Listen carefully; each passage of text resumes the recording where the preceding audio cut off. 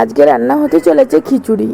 তো প্রথমে কড়াই তেল দিয়ে তেজপাতা ফোড়ন দিয়ে দেওয়া হলো, তার মধ্যে একটু জিরে ফোড়ন দিল, তারপর একটু টমেটো, পেঁয়াজ আর লঙ্কা দিয়ে ভালো করে ভেজে নিচ্ছে। এটা একটু ভাজা ভাজা হয়ে এলে তার মধ্যে একে একে সব আদা আর রসুন বাটা দিয়ে দেওয়া হবে। এবার একটু ভাজা ভাজা হয়ে এসছে, এবার এর মধ্যে দেওয়া হবে 2 চামচ মতো আদা বাটা, তারপর দেওয়া হচ্ছে রসুন বাটা 2.5 চামচ মতো রসুন বাটা।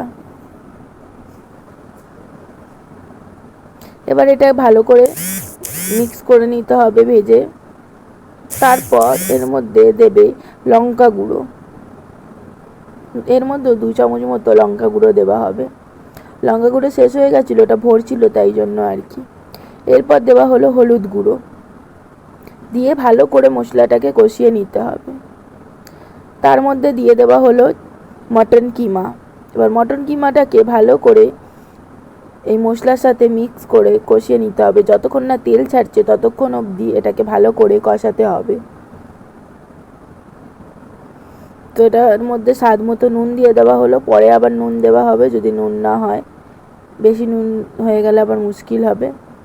ভালো করে এটাকে নাড়াচাড়া করে নেওয়া হচ্ছে। তারপরে এটা কষে কষে এসছে, এই দেখুন দেখতেই পাচ্ছেন তেল ছেড়ে দিয়েছে, মশলাটার কি রং হয়েছে। এই দেখুন মা রান্না করছিল, মায়ের মুখ দেখিয়ে দিলাম, এই দেখুন।